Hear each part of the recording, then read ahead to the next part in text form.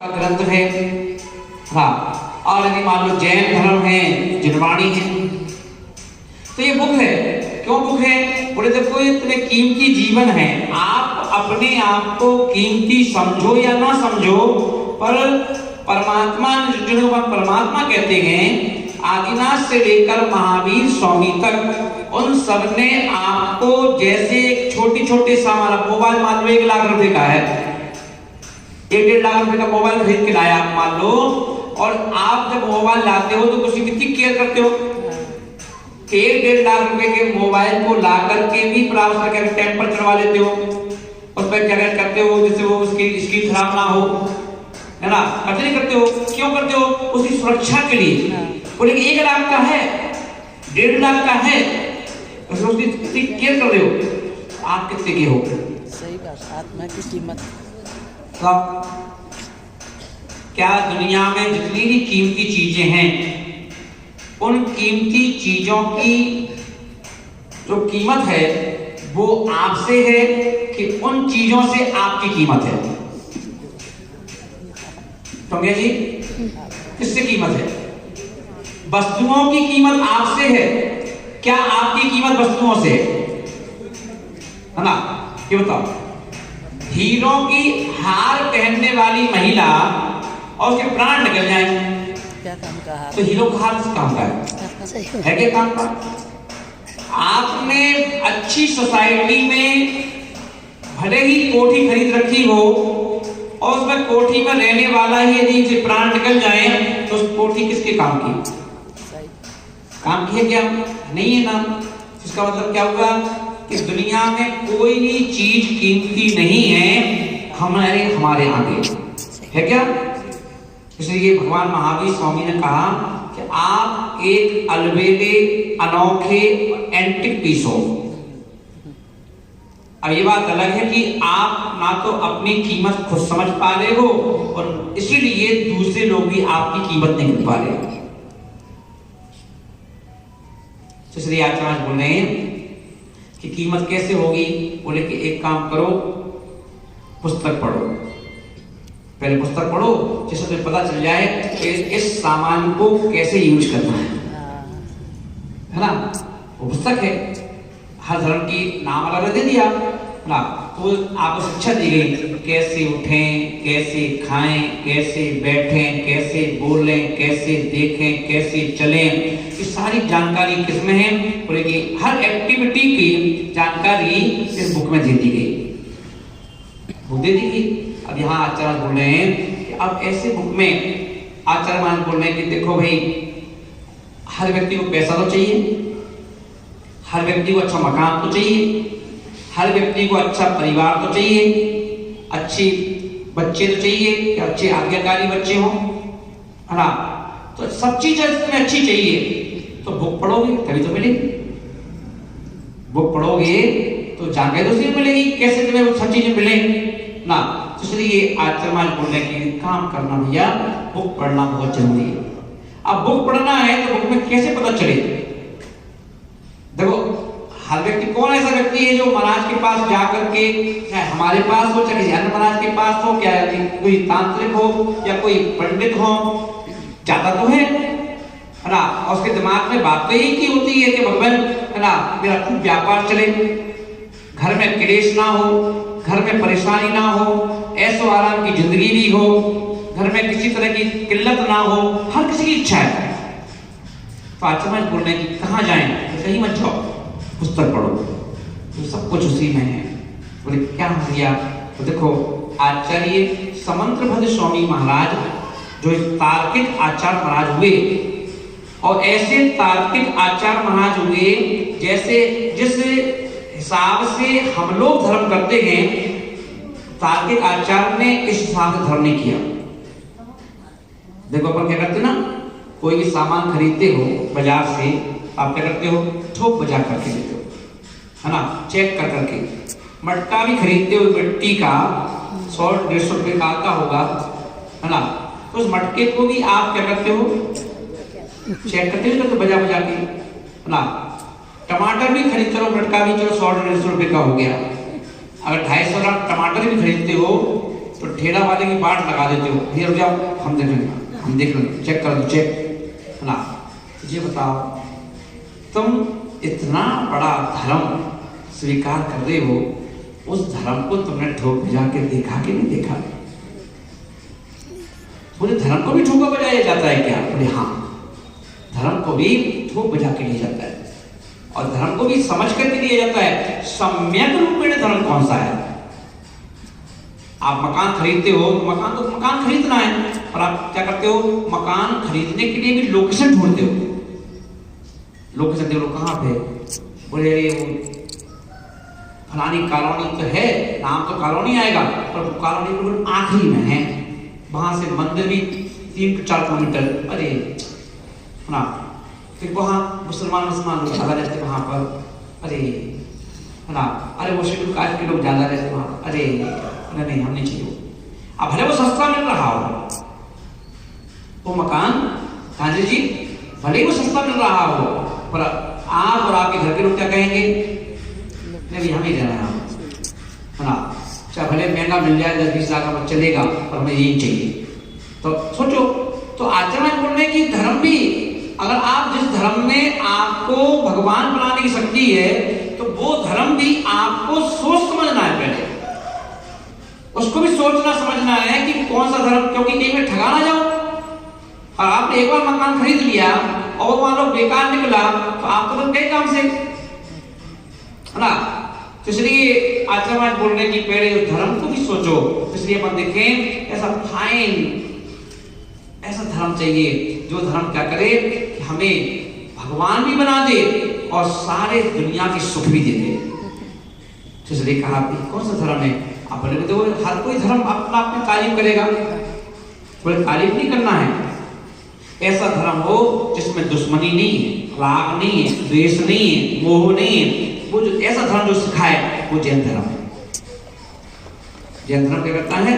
वो कहता है अपने शरीर को भी अपना मत मानो, चल दूसरा छोड़ो, क्योंकि बोले कि पर में बुद्धि जिन जिन ने लगाई है उन्हें दुख पाया है।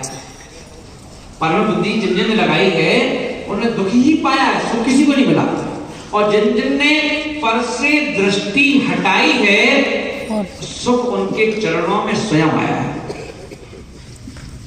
पर से दृष्टि हटाई, बोले कि जिसने मात्र ये दृष्टि बना के रखी है कि मैं और मेरी आत्मा, इसके अलावा कोई दूसरा नहीं, मैं और मेरी आत्मा, और मेरी दूसरों के चक्कर में कहीं मेरी आत्मा का विघात ना हो जाए, मेरी आत्मा का विघात ना हो जाए, कोई सोच रहा है। इसलिए आचरण बोल रहे हैं कि देखो तुम्हें कहीं भटकने की जरूरत नहीं। एक मुनि क्षुल्लक महाराज हुए हैं जिनका नाम यशोधर मुनिराज था, यशोधर ही था शायद, हाँ। और तब देखें कि वो कैसे भटक गए थे दूसरों के चक्कर में। क्या हुआ? उन्हें कोई परेशानी, कोई शारीरिक वेदना कोई चल रही थी और वो ठीक होने में नहीं आ रही थी, और ठीक होने में नहीं आ रही थी तो उनकी जो मां थी अपने पुत्र के मोह में आकर के, और उन्होंने क्या किया कि किसी तांत्रिक को बुलाया, तांत्रिक मांत्रिक जो भी हो, उससे इस बात में चर्चा की कि भाई ये मेरा बेटा कैसे ठीक हो। तो अब सामने वाले ने क्या किया? सलाह दी। क्या सलाह दी? कि एक जीव की बलि दे दो, एक जीव की बलि दे दो, ठीक हो जाएगा। अब देखो मां तो मोही है, मोही जीव होने से उसने क्या किया? तैयार हो गई वो बलि देने के लिए।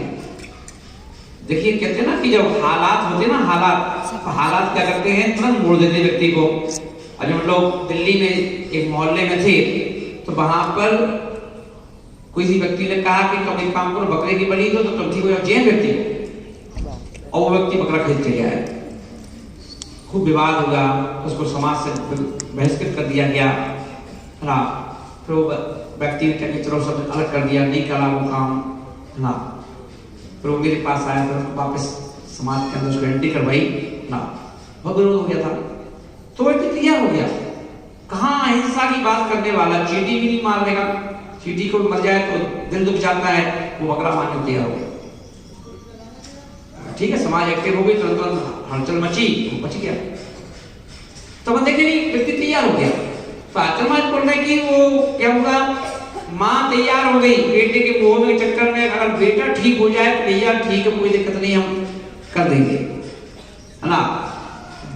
पर बेटे को तैयार तो कर लो, बेटे तो देगा वो, लेकिन बेटे से पूछना पड़ेगा, उसको तैयार कर लेंगे हम।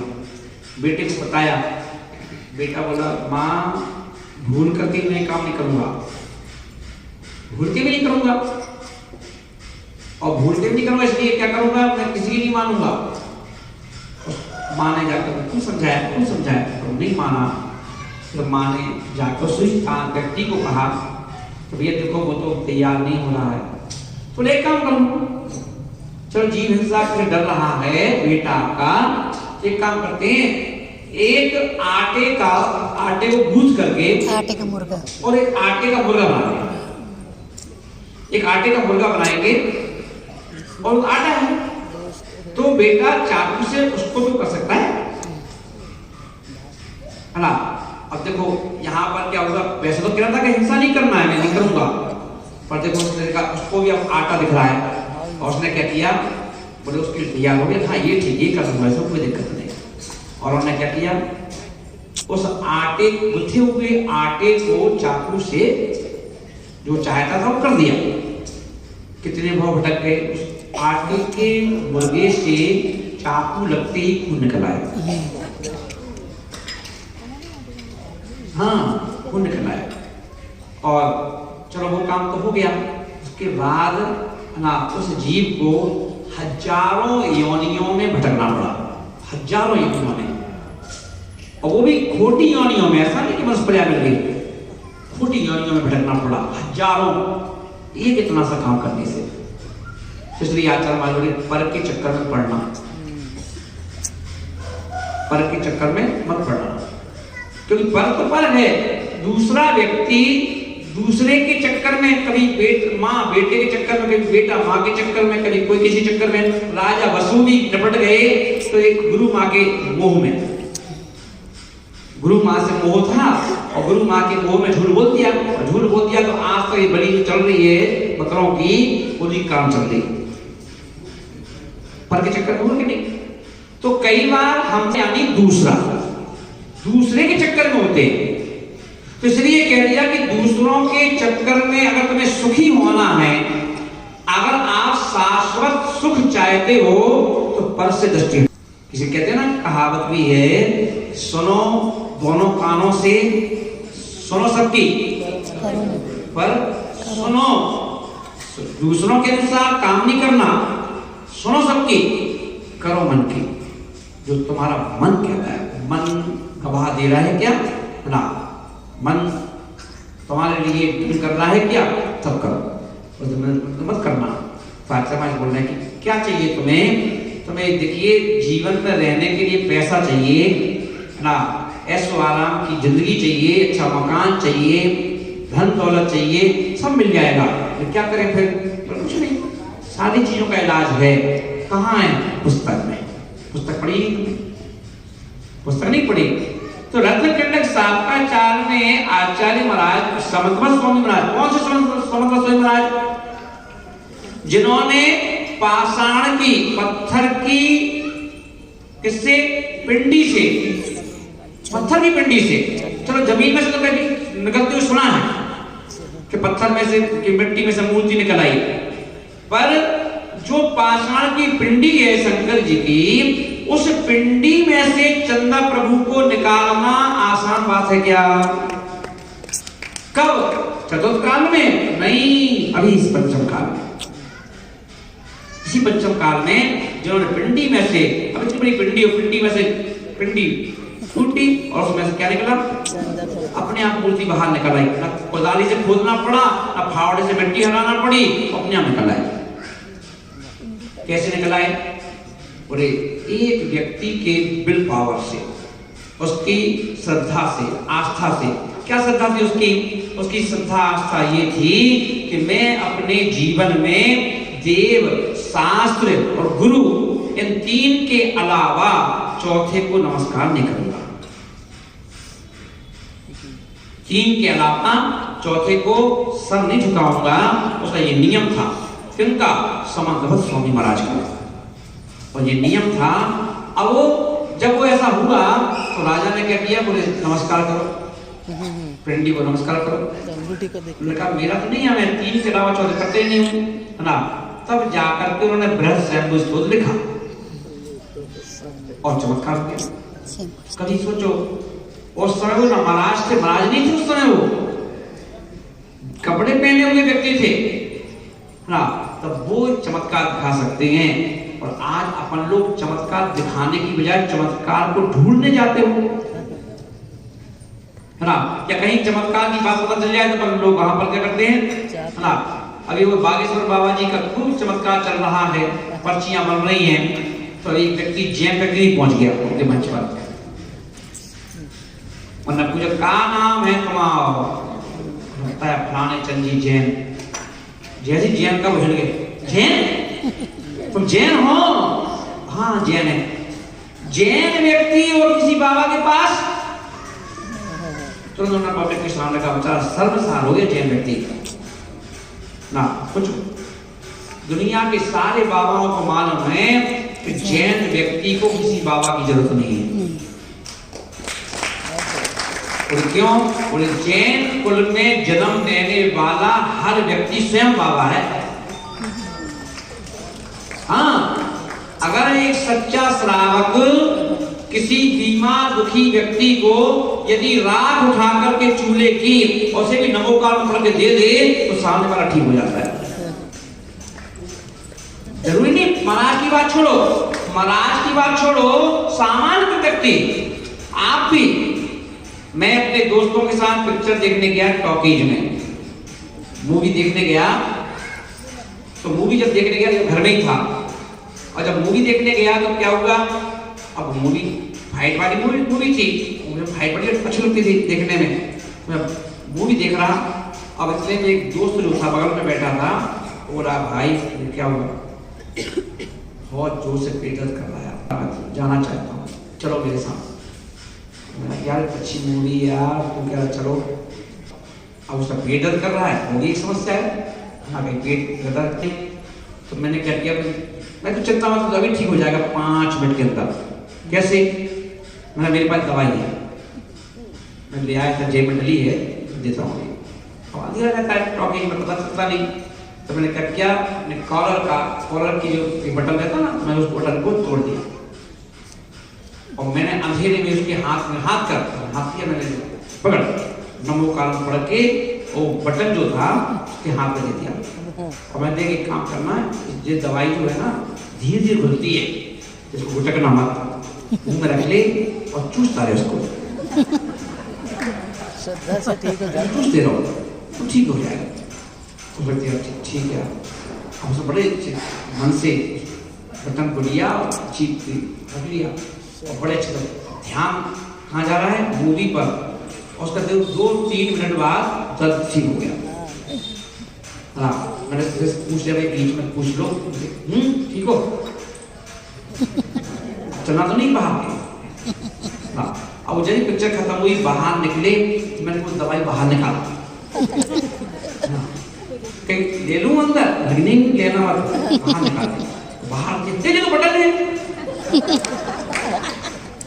ऐसे तो जैसा लगा इसको बटन मत जाना। हाँ, तो बटन से कैसे ठीक हो गया? मैं बटन से ठीक नहीं हुआ, श्रद्धा से ठीक हो गया। तो कहने का अर्थ है कि जरूरी नहीं है कि मुनिराज ही चमत्कार दिखाएं। मुनिराज चमत्कार, आप ही चमत्कार दिखा सकते हो। बस आपको श्रद्धा का क्या करना है? उत्तम करना है, श्रद्धा को जागृत करना है, बस और कुछ नहीं करना है। बोले कि आपके एक नमस्कार करने में देखो मूर्तियां प्रसिद्ध हो गई तुम्हारे चक्कर में। आप क्या कह रहे हो? चांद खेड़े की मूर्ति बड़ी चमत्कारी है, रसिया जी की मूर्ति बड़ी चमत्कारी है, मतलब ये पुराना रामा साहब की मूर्ति चमत्कारी है, मतलब ये पुराने जगह की मूर्ति चमत्कारी है। भैया कहीं की मूर्ति चमत्कारी नहीं है, तुम्हारा नमस्कार में चमत्कार है। नमस्कार में चमत्कार है। आपका नमस्कार अच्छा होना चाहिए ना। नमस्कार अच्छा है, चमत्कार है।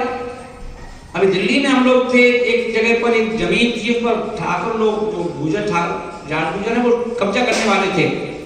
तो व्यक्ति मेरे पास आया, बोले महाराज जी जमीन थे, जमीन पे तो हमारी माँ की इच्छा है कि कागज में मंदिर बना दो, एक बार देख लो आप। चला गया, तो ठीक है। शाम को 4-5 बजे गया, अच्छा ठीक है। जमीन पर पहुंच गया, जमीन बहुत गजब थी, शीशा एरोप्लेन थी, बना मंदिर आपके हाथ में, आप जैसा चाहो। और श्वेतांबर थे, स्थानक वासी। तो मैंने कहा मंदिर बना दूं, पक्का है कि हाँ? तो ठीक है ना।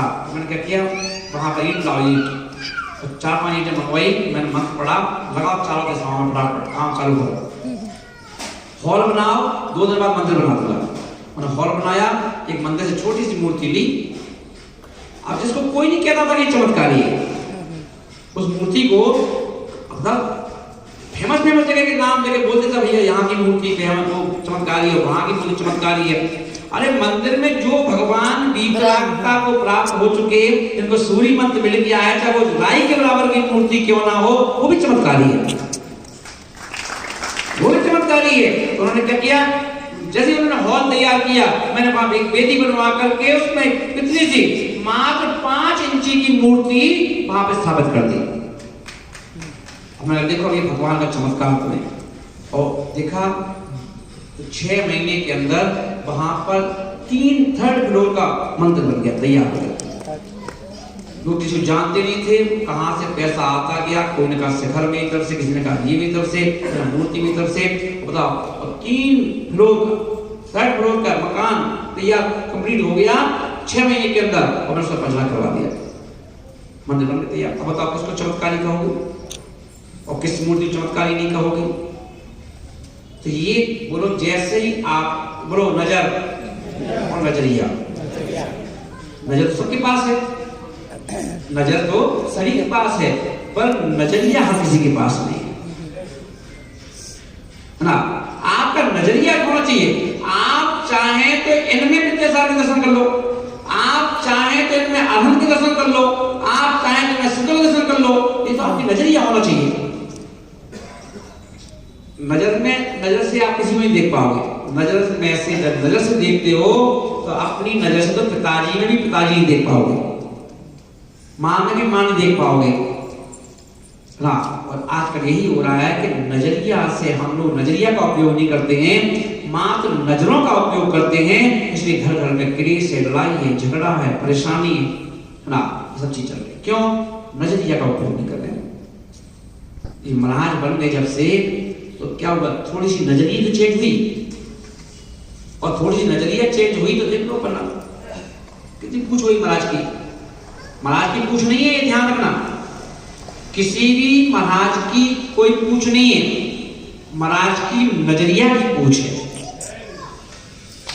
दुनिया जो पागल है उनके पीछे, वो नजरिया के पीछे पागल है। और वो यही कहते हैं कि बेटा जब हमने अपनी नजरिया चेंज की तो तुम जो पागल हो रहे हमारे चक्कर में, और तुम भी नजरिया चेंज करो तो दुनिया तुम्हारे चक्कर में पागल हो जाएगी। नजरिया चेंज करो, और नजरिया चेंज नहीं करते ना। तो इसलिए कहा जाता है पुस्तक पढ़ो तो तुम्हारी नजरिया चेंज हो जाए। क्या हो जाए? कमल। तो नजरिया चेंज करने के लिए पढ़ी जाती है। आचार्य महाराज यहाँ पर 115 नंबर की गाथा, कौन से नंबर की? 115 नंबर की गाथा में समर्थ स्वामी महाराज आप सबका इलाज कर रहे हैं। ले लो भैया तुम्हें जो चाहिए, क्यों भटक रहे हो यहाँ वहां, कहीं जाने की जरूरत नहीं है। क्या बोल दिया? पढ़ो मेरे साथ, बोलो उच्चई गोत्रम प्रणते। उच्चई गोत्रम प्रणते। अच्छा ये बताओ, आप चाहते हो कि आप और या आपके बच्चे है ना शेड्यूल कास्ट में जन्म लें? कौन चाहता है? बताओ। कोई नहीं चाहता। चाहता है क्या? कोई नहीं चाहता ना कि आपके बेटों को या आपको भविष्य में जाके नालियां साफ करना पड़े, रोड पे झाड़ुआ लगाना पड़े, है ना, किसी के नौकरी करना पड़े। बताओ, चाहोगे क्या? क्या आपको किसी के, जैसे आपके घर में बाई काम करने आती है, कभी आपको बाई की तरह आपको काम करने पड़ेगी, जरूरत पड़ जाए, चाहोगे क्या? कभी नहीं चाहे, कोई नहीं चाहेगा। चाहेगा क्या? नहीं चाहेगा। बोले क्यों? वो क्यों कर रहे? फिर वो भाई आपके यहाँ काम क्यों कर रही है? क्योंकि मैंने कहा था ना कि उसने अपने जीवन में नजरिया को चेंज नहीं किया। नजर से काम करती रही, नजर से आज भी कर रही है, इसलिए वो दूसरों के घरों में जाके झूठे बर्तन मांज रही है, ना झाड़ू लगा रही है, पोछा लगा रही है और चार बातें सुन भी रही है, ना ढंग से रह पाती है, ना ऐश्वर्य की जिंदगी है। बताओ है क्या? नहीं है ना, क्योंकि नजर तो है। ऐसी कौन सी महिला पुरुष है, चाहे बच्चा उसके पास भी नजर है, बड़ा बूढ़ा उसके पास भी नजर है, पर नजर से कुछ नहीं होता। नजर के साथ साथ नजरिया चाहिए, नजरिया। इसलिए आज समाज बोल रहे हैं कि नजरिया का काम है, नजरिया से चमत्कार है। तो यहाँ बोले कि तुम्हें जिसको भी गोत्र दो प्रकार के, बोलो गोत्र दो प्रकार के ना, कौन कौन से? ऊंचा नीचा, उच्च गोत्र, नीचे नीच गोत्र ना। अब बीच गोत्र नहीं, जो नीचे नीचे काम करना पड़े जिसको, ऐसे ऐसे जिस मल मूत्र को देख करके अपन मुंह टेढ़ा कर लेते हैं, नाक बंद कर लेते हैं, है ना।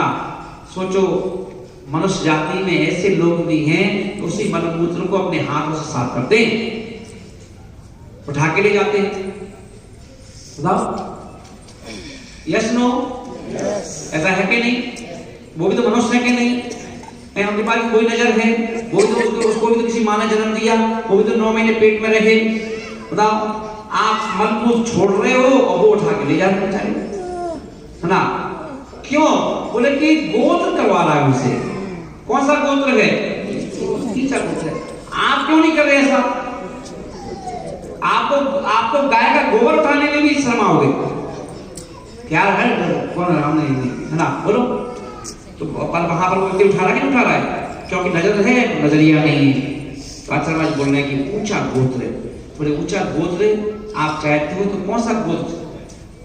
कभी कभी सोचो, बच्चे लोग पूछते हैं कि मम्मी मम्मी आप गए महाराज के पास लेके बच्चों को, बेटा नमस्ते करो महाराज को, जाके छू के आओ। कहते हो महाराज में बच्चों को ले जाते हो, जाके छू के आओ, अच्छे छू लिए ना, अरे छू के आओ, एक बार छू लो। महाराज इसका अच्छा से बात क्यों? बोले ऐसा करने से क्या होता है बताओ? अच्छा क्या होता है? मात्र नमस्कार करने मात्र से उच्च गोत्र की प्राप्ति होती है। मात्र नमस्कार करने से। अरे आपको पता ही नहीं होगा, नमस्कार सब करते हो, पता ही नहीं। तो बोले कि उच्च गोत्र में अगर ले जाना है बच्चों को, आपको, तो जीवन भर जब तक खुद महाराज माता जी नहीं बनी हो, जब तक नहीं बने हो, बड़ी श्रद्धा से नमस्कार करना। नहीं है नगर में तो जब सुबह सो के उठो तो आंख बंद करके करो कि पूरे भारत वर्ष में जहां जहां मुनिराज विराजमान हो, जहां जहां उपाध्याय परमेश जी विराजमान हो, जहां जहां साधु परमेश जी विराजमान हो, उन सबके लिए मैं अपना नाम लेकर के बार-बार नमोस्तु करता हूं, वंदे तत्पुरुषे। ऐसे बोलो रोज सुबह उठ के। तो इससे क्या होगा? उच्च गोत्र। कौन बोल रहा है? मैं नहीं बोल रहा हूं। क्या बोल रहे हैं? ऐसे बोलो, उच्चई गोत्रम प्रणते। उच्चई गोत्रम प्रणते। उच्च गोत्र को कब प्राप्त करता है व्यक्ति? जब सुंदर भावों से प्रणाम करता है। प्रणाम, ध्यान रखना, प्रणाम करना यानी नमस्कार करना। नगर में कोई मुनिराज हो, सारे काम छोड़ करके 5 मिनट की गाड़ी उठाओ और नमस्ते करके आओ। महाराज जी नमस्ते, है ना। 5 मिनट जाओ, चाहे नमस्ते करके आओ। रोज सुबह की शुरुआत वहीं से करो, नमस्कार करने से उच्च गोत्र में बने रहोगे। दूसरा और क्या हो गया? भोगोदान। भोग, मकान को क्या बोलते हैं? भोग। खाना पीना क्या बोलते हैं? भोग। सोना चांदी को प्राप्त हो जाए तो उसको क्या करते हैं? भोग। ना, ये सारी चीजें भोग की चीजें। 2 प्रकार के भोग होते हैं, एक भोग, एक उपभोग। भोग और उपभोग। जो एक बार भोगने में आए तो भोग, जो बार बार भोगने में आए तो उपभोग। जैसे खाना को, एक रसगुल्ले को 2 बार नहीं खा सकते हो आप, है ना, वो भोग है। वो क्या है? भोग। पर जो साड़ी है, पैंट शर्ट है, इसे आप महीनों से पहन रहे हो, धो लेते हो फिर पहन लेते हो, धो लेते हो फिर पहन लेते हो, ये उपभोग है। तो तो एक चीज जो बार बार भोगने में आए उसे उपभोग बोलते हैं, और जो चीज एक बार भोगने में आए वो क्रीम लगाई, फैट डबली, भोग है, उपभोग है, भोग। एक बार लग गई तो ऐसा तो नहीं कि घर से पार्टी से लौट के आओ छुटा के फिर रख लो ना, नहीं छुटा करते अपन। जैसे क्या है वो भोग। तो भोग और भोग, जो चीज एक बार भोगने में आए वो क्या है, सब पानी पूरी।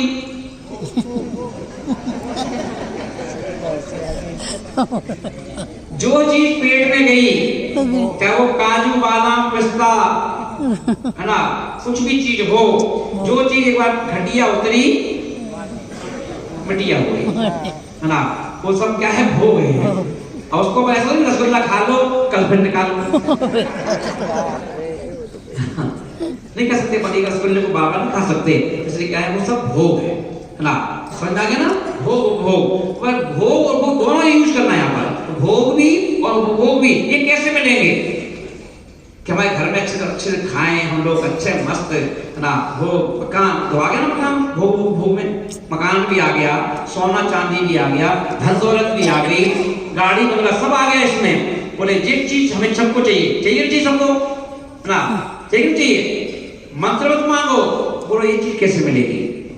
इन सबको प्राप्त करने का पुस्तक में क्या लिखा हुआ है, भोगो दान, बोले कि आहार दान।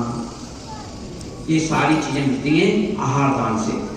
कैसे मिलती है, तुम मेरे पास आओ और तुम चाहो कि महाराज जी ऐसा आशीर्वाद देकर तुम्हारे घर में जाकर मकान बन जाए, कैसे बन जाएगा बताओ हैं। तुम चाहो कि भाई महाराज ऐसा आशीर्वाद दे और दोनों गड्डियां आ जाए घर में, कैसे जाएंगे ना। बोले कुछ नहीं, इन सब के पीछे एक ही इलाज है, एक ही मंत्र है।